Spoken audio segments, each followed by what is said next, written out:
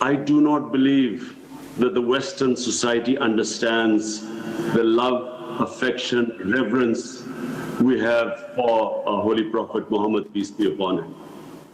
And because they do not understand this, we have surprise in the Western societies when any person mocks or ridicules our Holy Prophet, and they see this reaction amongst the Muslims. They don't understand it because they do not view religion like we do. I have spent a lot of my time in England because I studied there and played professional cricket there. And I know that they do not view religion like we do. The way they talk about religion, the way they talk about even Jesus Christ, peace be upon him, it is, they don't understand how Muslims love and respect their Prophet. वज़ीर-ए-आज़म इमरान खान इस वक्त Islamic society of north America के सालाना इजलास से खिताब कर रहे थे।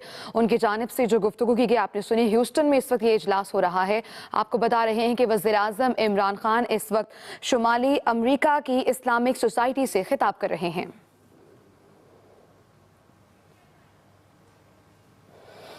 वज़ीर-ए-आज़म इमरान खान आज शुमाली अमरीका की इस्लामिक सोसाइटी से खिताब कर रहे हैं और इस वक्त उनका खिताब नशर किया जा चुका है। ह्यूस्टन में ये इजलास हो रहा है, सालाना इजलास है Islamic society of north America का।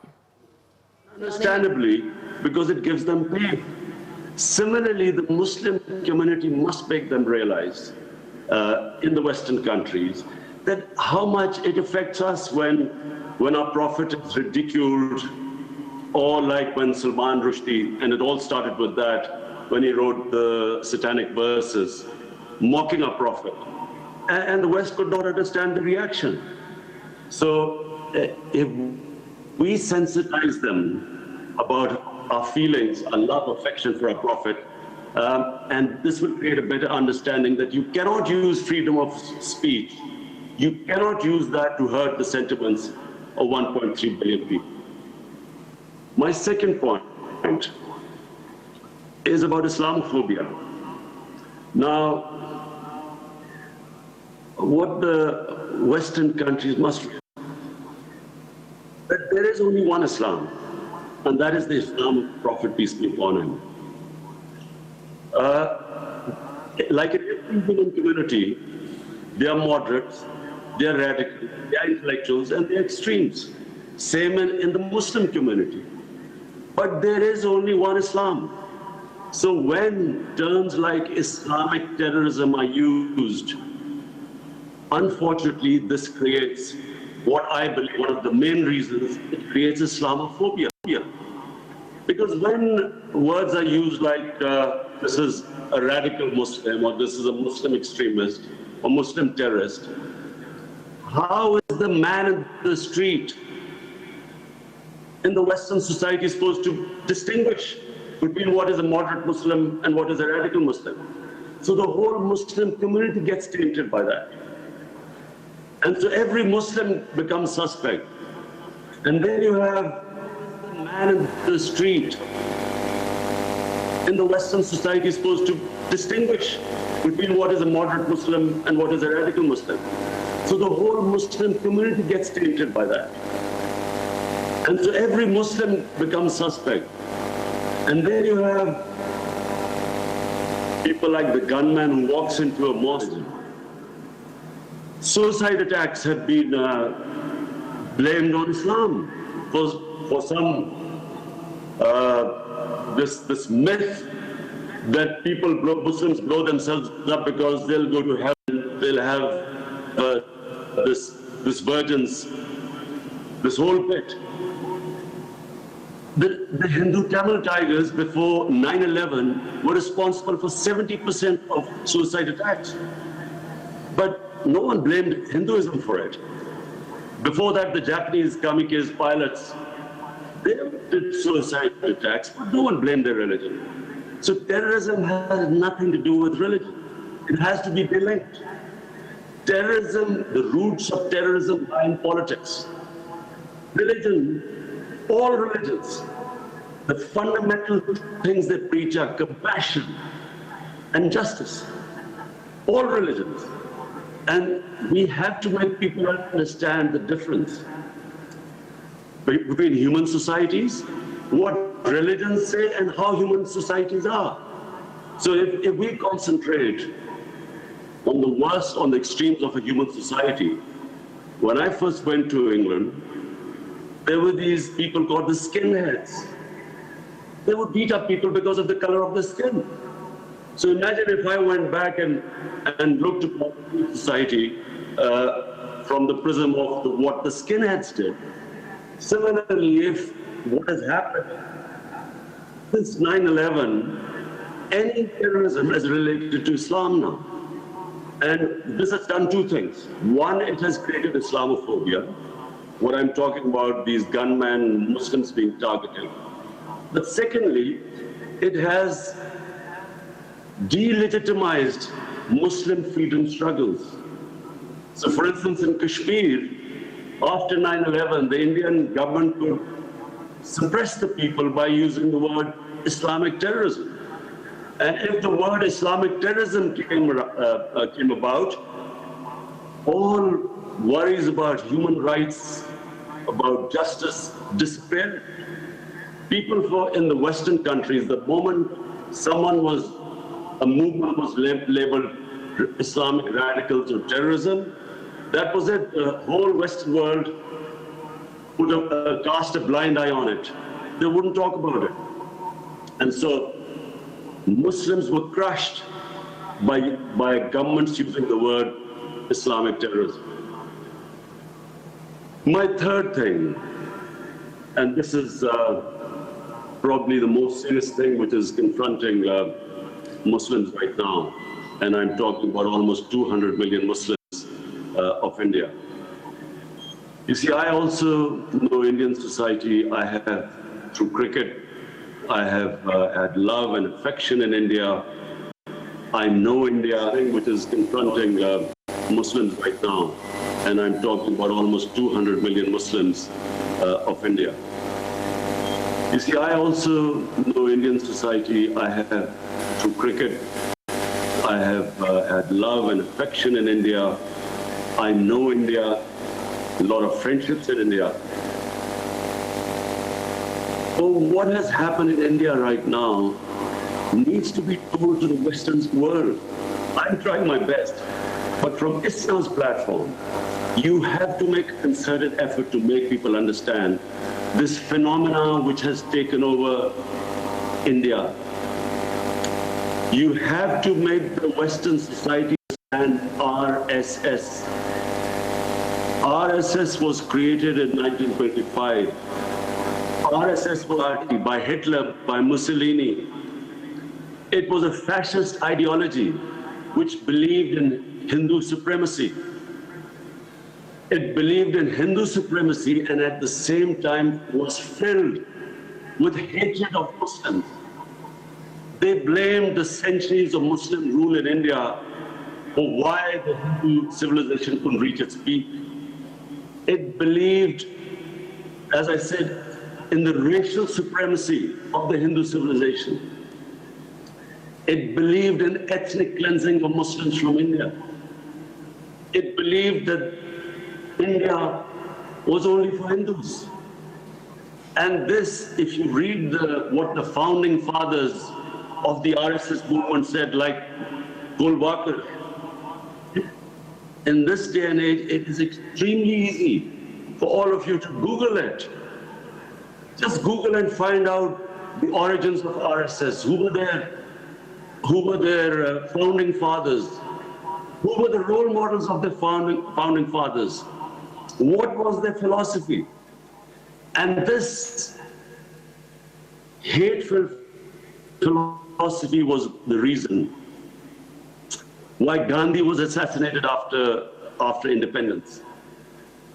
They believed he was too soft on India, on Muslims. Why Pakistan was created? The founder of Pakistan, Quaid-e-Azam Muhammad Ali Jinnah. The reason why he believed that Muslims would not get equal rights to citizenship in India was because he saw this ideology. It was Jinnah who was the first one who striped, and remember, Quaid-e-Azam Muhammad Ali Jinnah was considered an ambassador for Hindu-Muslim unity. He was above communalism.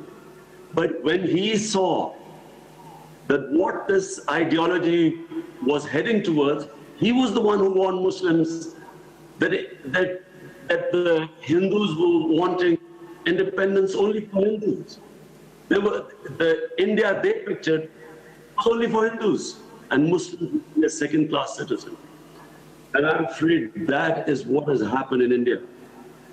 After recently this year, the elections won by the BJP, they have come back as a stronger force.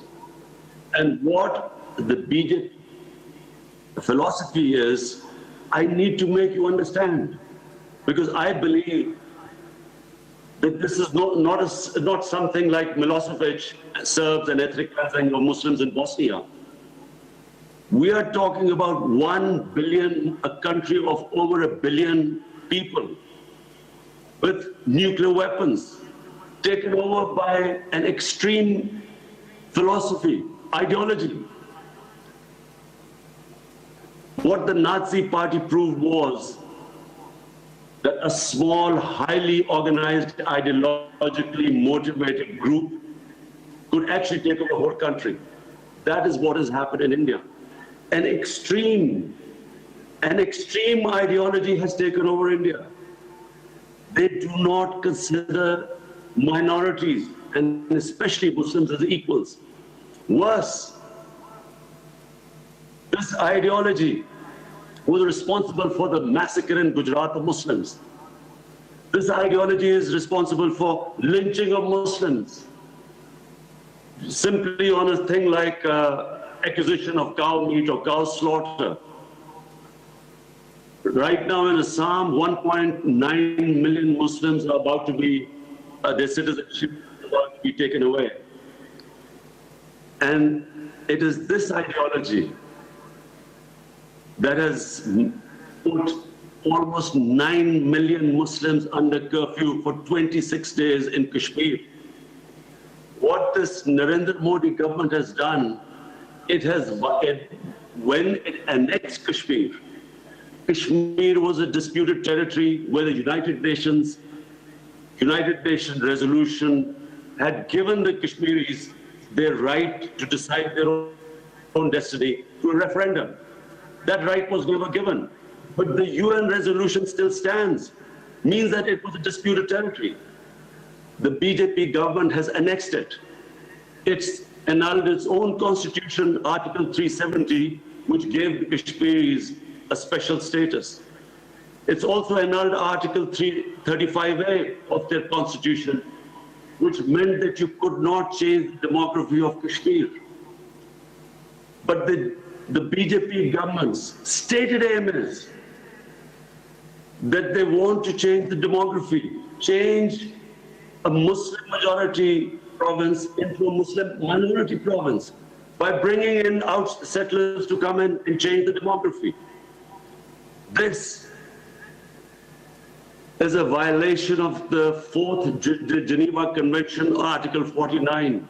You cannot change the demography of an occupied land. But worse than that, they have cast aside the Supreme Court of India's judgment, the Jammu and Kashmir High Court judgment. What was promised to the people of Kashmir by Jawaharlal Nehru, their founding father? And again, I repeat, it's 26 days the people of Kashmir are under curfew. They have shut out all media, all internet, no news is coming out of there. We believe that what is happening in Kashmir is that RSS goons have been let loose amongst the population. We believe people are being picked up. What reports are coming out? Boys are they go into houses and pick up boys. 8,000 people so far have been put in prison. 4,000 people have been taken out of Kashmir. All their leaders have been put under arrest. Even the opposition leaders were not allowed to go inside Kashmir to see what is happening there. And that is what I want ISNA to do. Raise awareness. In the 21st century, this is happening.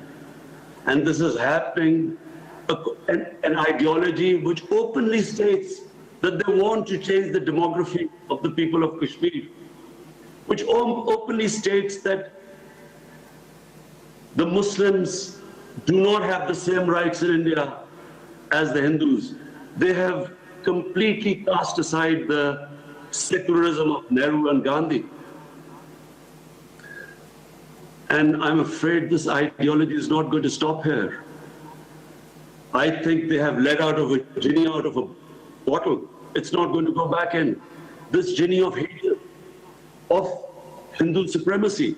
It's not just the Muslims who are going to be a threat. And I'm again almost 200 million Muslims in India. What is going to happen to their future? It's also going to go after Christians. Already there have been attacks on the Christian churches. Christians have been tried to reconvert it into Hinduism. Dalits are not going to be spared. Soon Sikhs, the Sikh community, even they will suffer after a while. Even the Indians who do not agree with this ideology. The whole, as I repeat, the secular India concept, the plural India concept, everything is at threat. And Pakistan, we fear in Pakistan that we are not dealing with a rational government in India. As I repeat, an extreme ideology has taken over India. We believe, like it happened in February, when Indian soldiers were killed because a young 20-year-old boy got radicalized by the security forces.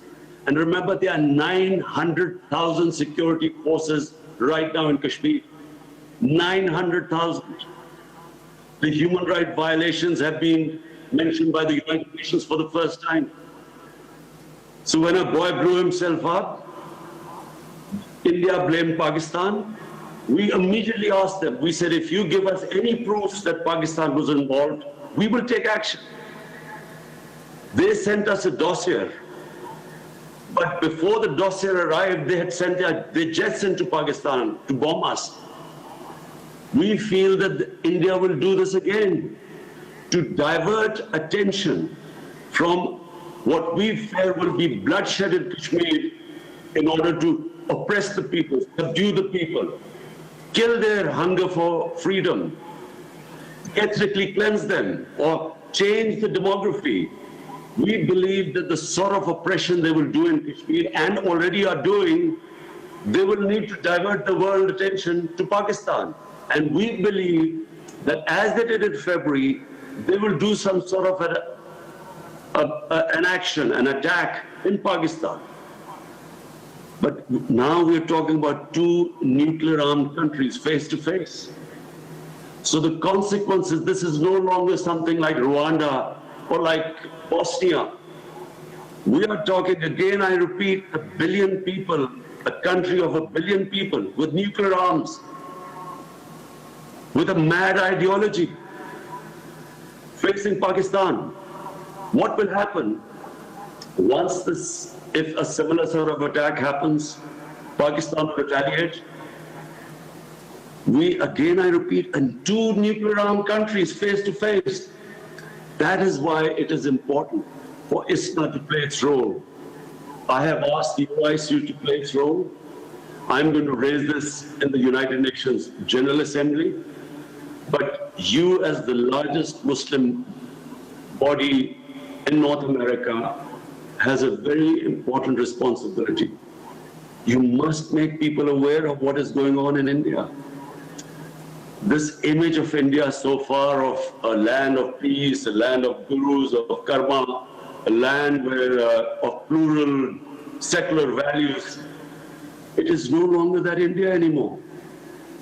The previous Home Minister India, which was the Congress Home Minister, his public statement that in the RSS camps, terrorists are being trained. There are 4 million members of RSS. They are very similar to the Hitler brown shirts who went around terrorizing people. Judges, media, opposition, minorities. This is what is happening in India right now. Any opposition to this RSS ideology is squashed. So therefore, in conclusion, after repeating what I feel is your role, I would also like you to tell the world, what is the difference? I keep telling the world, what is the difference? In Medina, Riyasat, what was the sunnat of their holy prophet? How did the prophet treat the minorities? There was the constitution of Medina. There was the written covenant with St. Catherine's Church, which I believe still exists, where the prophet said that we will protect your places of worship till the day of judgment. The Holy Quran saying there's no coercion in religion. You can't force people into religion. We have a responsibility in the Quran to respect sacred entities of other religions. The famous incident of Hazrat Ali as Khalifa, as the head of state of Medina, he loses a case against a Jewish citizen. The court did not accept the testimony, apparently the son of Hazrat Ali. Even now you cannot picture this in the Western society where a minority wins a case against the head of state. But that shows that the status of minorities was equal. They were equal citizens, equal rights. And what is happening in India is the opposite. There was a case of Palwan Khan, this Muslim, apparently they accused him that he was transporting cattle. He was murdered, lynched in the middle of the city, in front of everyone. The court just let off all the 6 people who were responsible, who everyone saw killing this man. This is what is happening in India right now. Even the courts are scared to give judgment against this RSS ideology. Hence, I conclude, the responsibility of ISNA is great. You should raise this awareness. You should raise your voices. You should approach your members of Congress, senators, make them understand what's happening. Meanwhile, I'm trying my best, as I repeat, I've spoken to the head of states of Muslim countries. I made them understand that what we are dealing, I repeat, is an ideology. You can't reason with this. In India, and I repeat, India is at threat. All the people, intellectuals who oppose this, and I know India. People in India who are intelligent, educated, who believed in the Gandhi and Nehru secular values, do not agree with it. But there's an atmosphere of fear in India, especially after BJP won its second election. I again thank you very much for giving me this platform. I feel it's a great honor, and I wish that ISNA goes and plays its role of spreading awareness, making people understand Islam, and then try to de-link all this. I'm sad to say that majority of the people do not understand Islam in the West, but there's a tiny minority which deliberately tries to portray Islam in this light, linking it with terrorism. And I do hope that you will, and I believe you will be able to eventually make people understand what is Islam and all the propaganda against it. Thank you very much.